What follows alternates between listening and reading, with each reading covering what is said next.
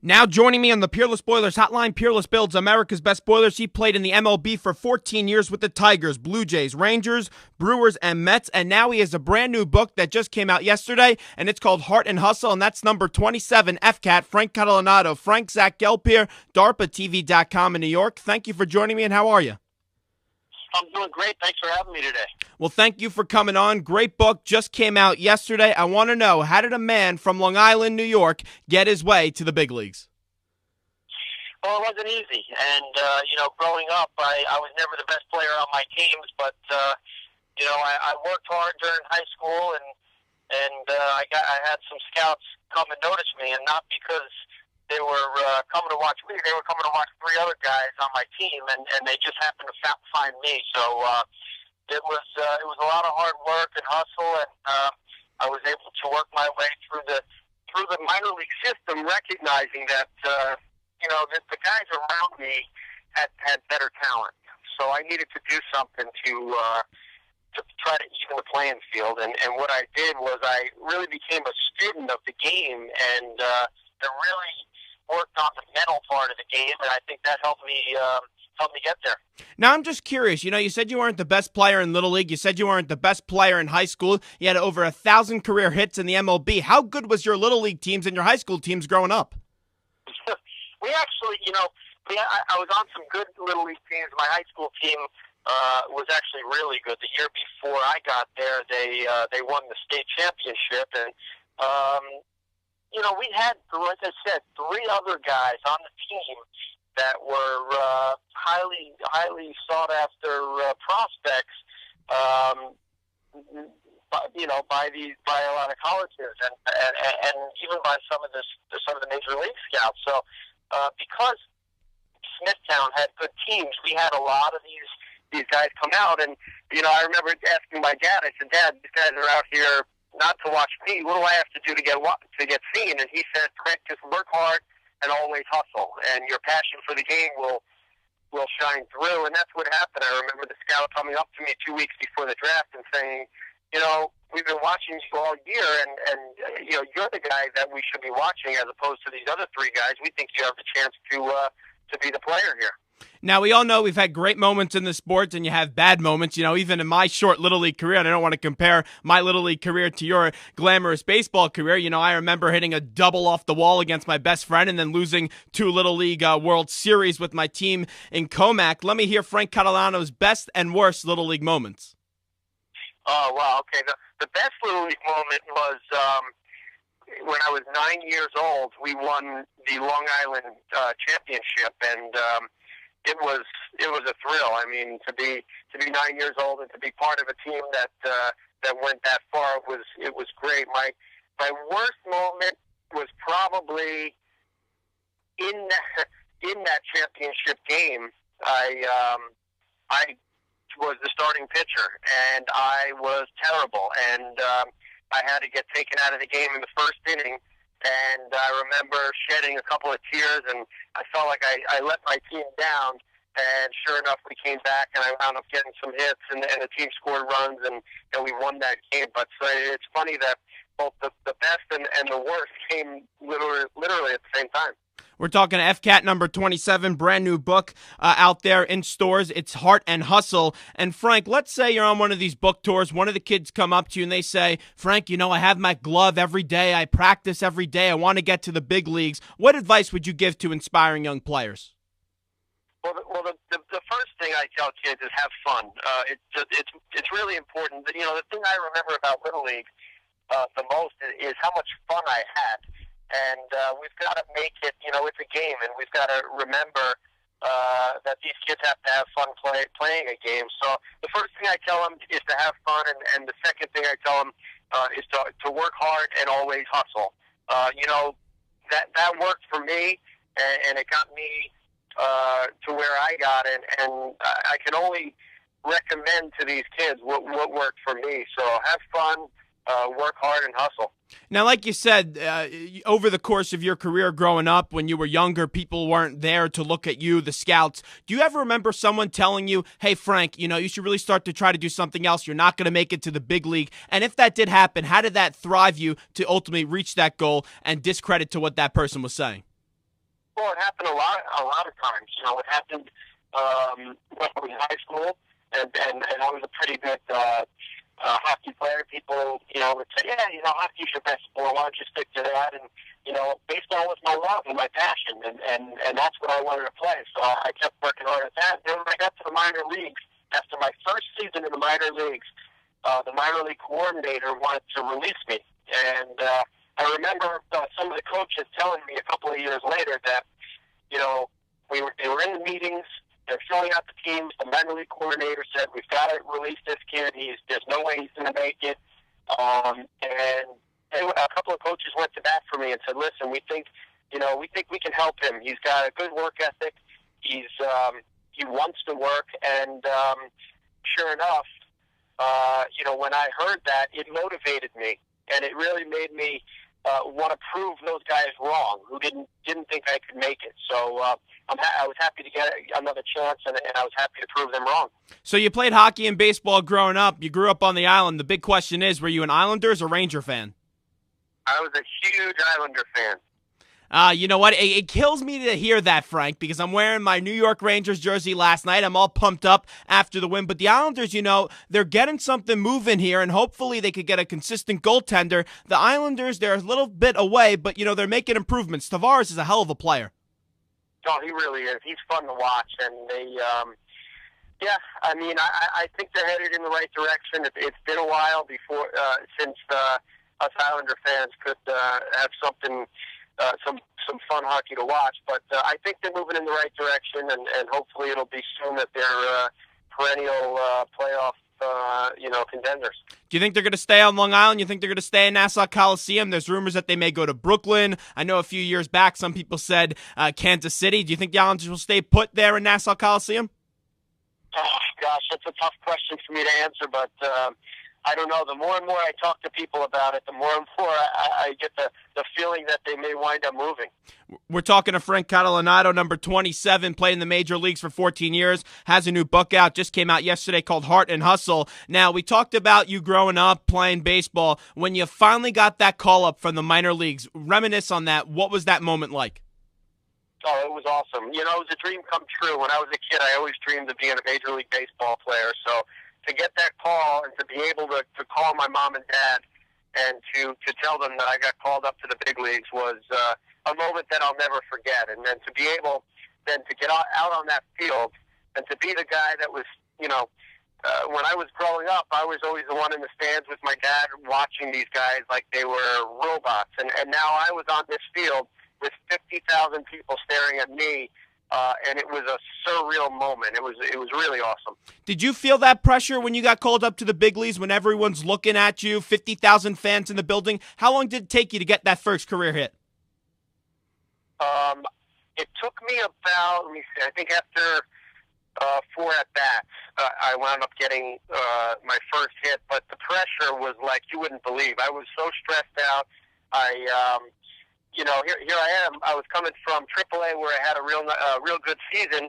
You figure baseball is baseball, just, you know, go out and play. And I stepped on that field. I was so nervous.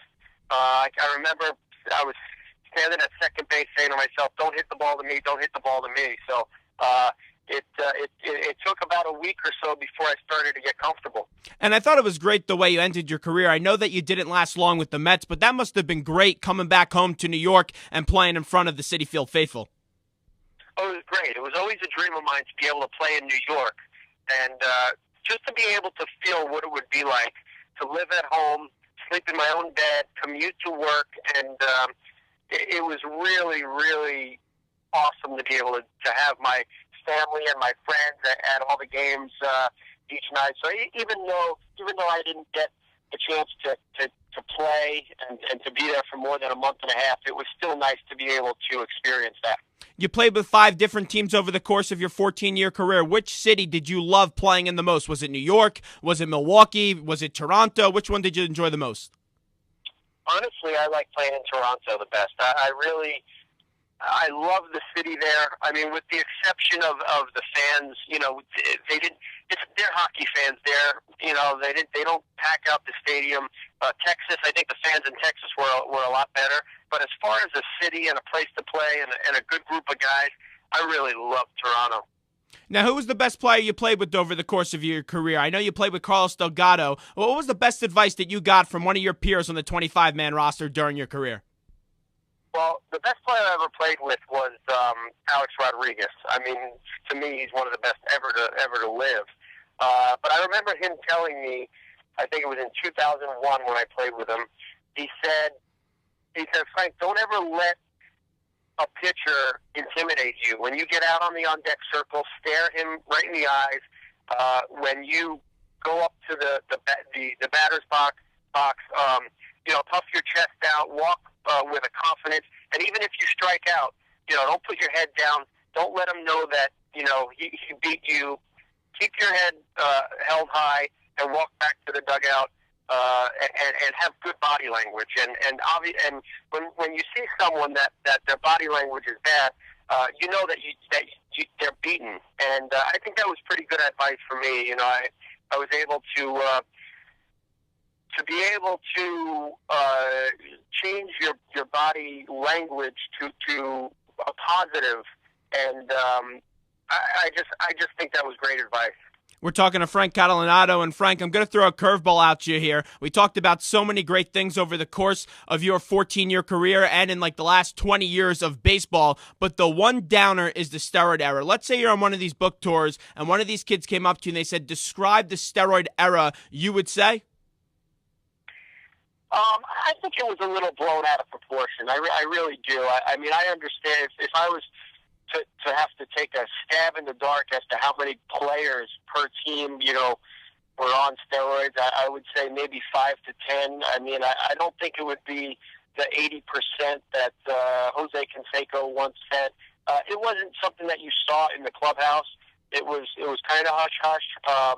Obviously, I would tell these kids to stay away from it. It's obviously very dangerous. It can shorten your life and all that. We definitely did see that it can make you better and stronger and faster, and I'm glad right now that steroids is out of the game. And I was down at the Radio Row for the Super Bowl, and I was talking to actually Kurt Schilling, who came out with the new video game Reckoning, and we were talking about the steroid era, and I said to him, do you think guys like Barry Bonds should keep his record? And he basically said, I still believe Hank Aaron holds the most home runs in the history of the game. Do you agree with that, what Kurt said, or do you look at Barry Bonds as the true home run king? Well, again, this is a real tough question, but I disagree with Kurt. I think it's tough to pick and choose and say, okay, this guy did it, this guy didn't do it. We're never going to know everyone that did and didn't do steroids during that time. So I think you got to let everyone in the Hall of Fame and maybe set up a special wing for the era that they deem is the steroid era, and not that you're saying that this guy or that guy was on steroids, but they played in that era, and I think it's tough. Barry Bonds was such a great player, even before everyone thinks he was on steroids. He was a great player, so I think I disagree with him.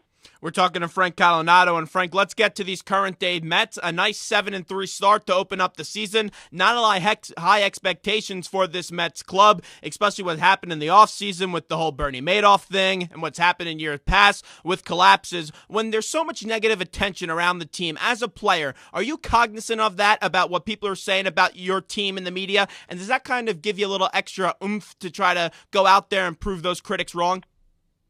Yeah, you're cognizant of it, and it absolutely adds a little fire to you and makes you want to prove those guys wrong. However, I also think it helps because there's no pressure on you. No one's expecting you to succeed. When everyone expects for you to succeed, sometimes you put a little too much pressure on yourself. So I think the Mets right now might have, they might be playing a little bit harder just to prove some people wrong.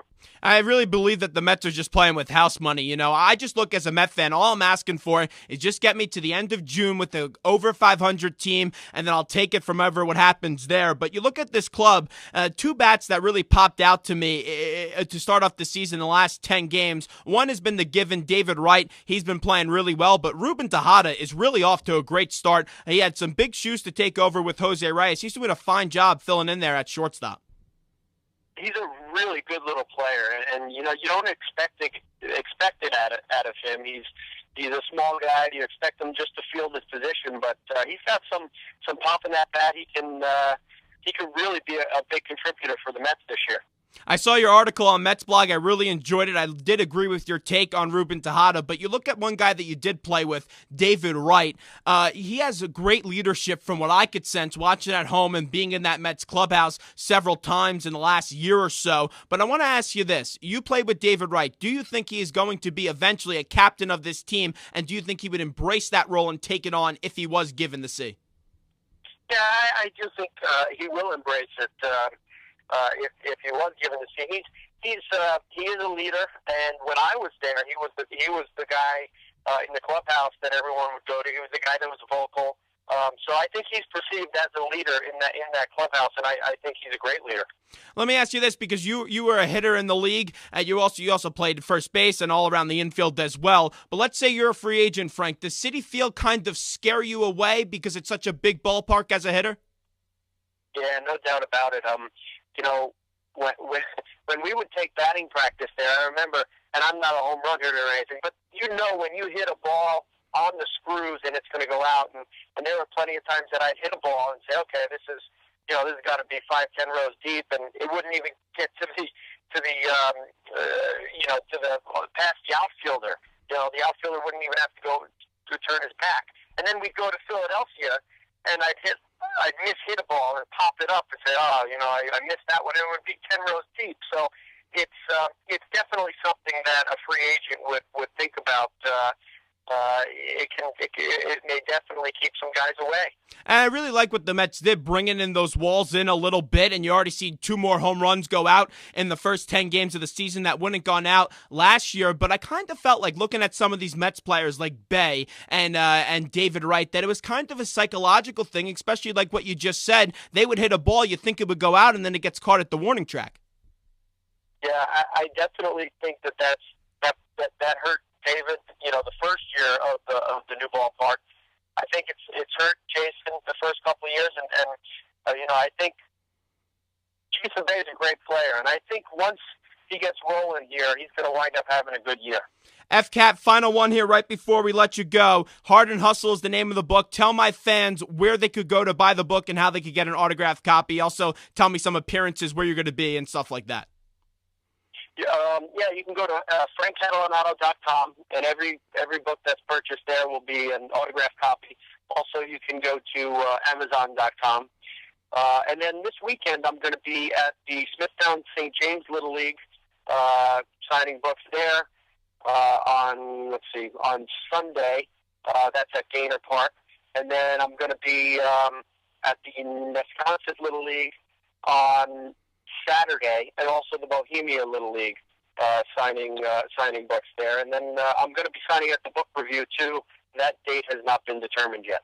Frank, thanks so much. I appreciate the time. Best of luck with the book, and let's get you on again real soon, my man. Sounds good. Thanks, Zach.